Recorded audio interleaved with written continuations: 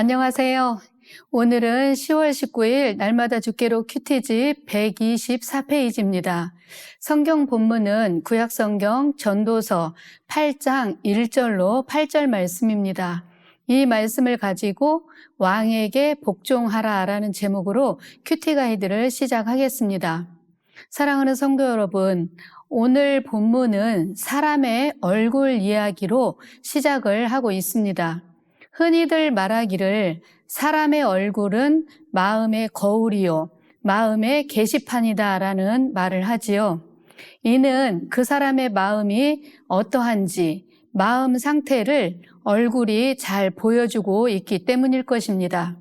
그래서 우리가 소개팅을 하거나 사람을 세우는 선거 때도 가장 먼저 보는 것이 그의 얼굴 인상이 아닌가 싶습니다. 그렇다면 예수를 믿는 성도인 우리들의 얼굴은 어떠해야 할까요? 내용 관찰 1번입니다. 지혜는 얼굴을 어떻게 바꿀까요? 1절을 보면 누가 지혜자와 같으며 누가 사물의 이치를 아는 자이냐. 사람의 지혜는 그의 얼굴에 광채가 나게 하나니 그 얼굴에 사나운 것이 변하느니라. 아멘. 1절 하반절에 보니까 사람의 지혜가 그의 얼굴에 광채가 난다라고 말씀을 하지요. 그렇다면 과연 무엇 때문에 광채가 날까요? 솔로몬은 지혜자를 가리켜서 사리의 해석을 아는 자라고 했습니다. 그렇기 때문에 지혜로운 사람은 사리를 분별하고 해석을 바르게 하여 때에 맞는 말과 행동을 합니다. 이런 지혜가 그 사람의 얼굴에서 광채가 나게 하는 것이지요. 이것은 구약에서 하나님께서 당신의 백성들에게 베푸신 은혜와 평강으로 인한 자연스러운 현상이었습니다. 사도행전 6장을 보면 스데반 집사 이야기가 나오는데요. 그는 복음을 전하다가 유대인들의 돌에 맞아 순교를 당했습니다. 그가 돌에 맞아 죽어갈 때에 얼마나 고통스러웠을까요?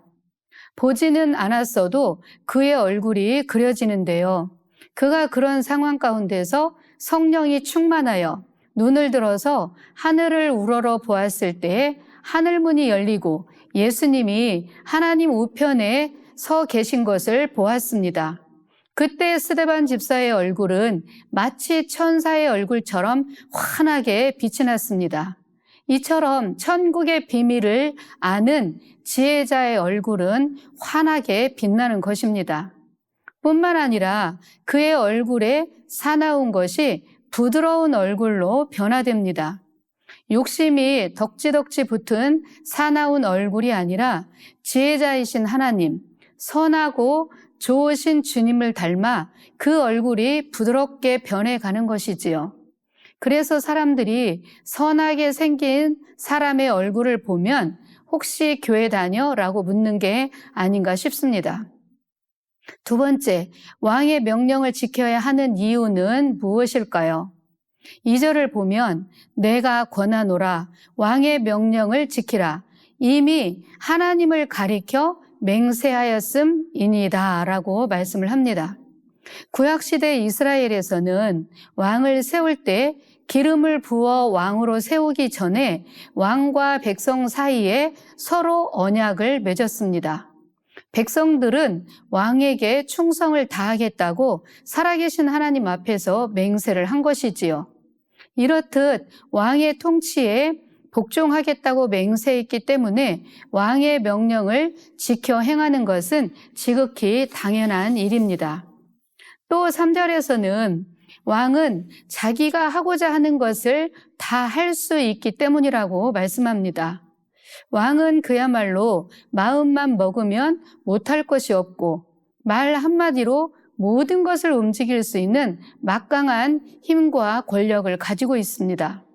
그러기에 때로 왕의 계획이나 하는 일이 내 생각과 다르고 이치에 맞지 않다 하여 왕 앞에서 얼굴색을 붉히거나 급하게 일어나 자리를 박차고 나가는 것은 화를 자초하는 어리석은 일이겠지요.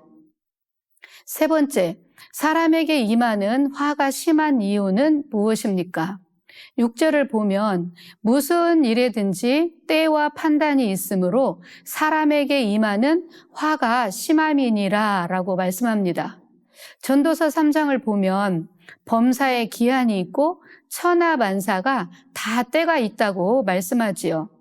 그런데 이 때와 시기를 정확히 알지 못하고 분별하지 못하는 사람에게는 생각지 못하는 때에 큰 화를 당할 수도 있다는 말씀입니다. 지혜로운 사람은 모든 것에 때와 시기가 있음을 알고 적절하게 행동하지만 어리석은 사람은 자기가 장차 당하게 될 그 화가 얼마나 극심한지를 깨닫지 못합니다. 옆에서 아무리 말을 해주어도 깨닫지 못할 뿐더러 들으려고도 하지 않지요.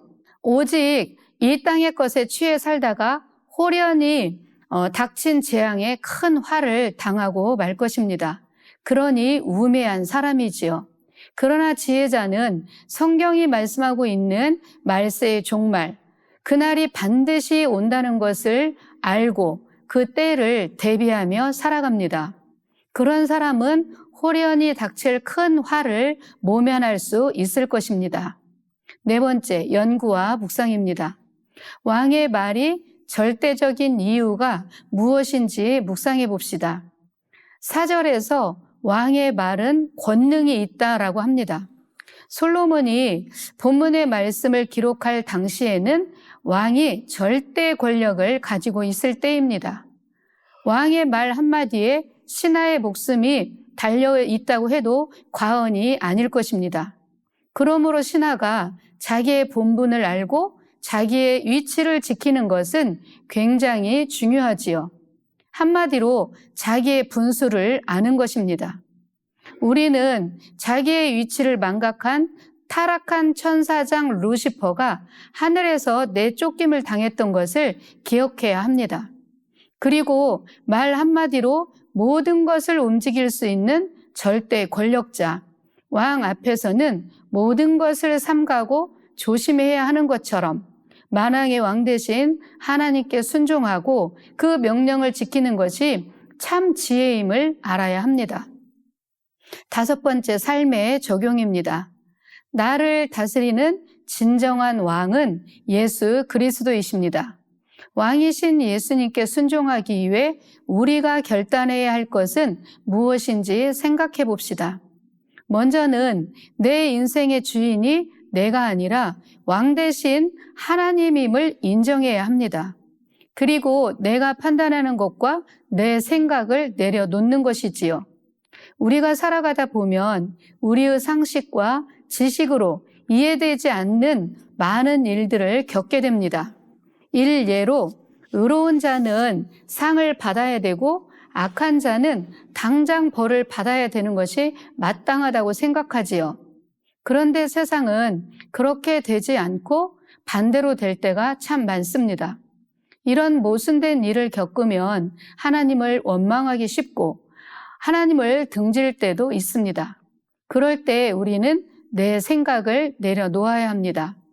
현재 되어지는 일이 내 생각과 많이 다르다 해도 하나님이 선하시다는 것을 전적으로 믿는 것이지요. 우리의 왕이신 하나님은 전적으로 선하시며 의로우신 분이시기에 결국은 가장 좋은 길로, 가장 선한 길로 인도하실 것을 믿는 것입니다. 그리고 그분의 말씀에 전적으로 순종하며 따라가야 되는 것이지요. 감사합니다.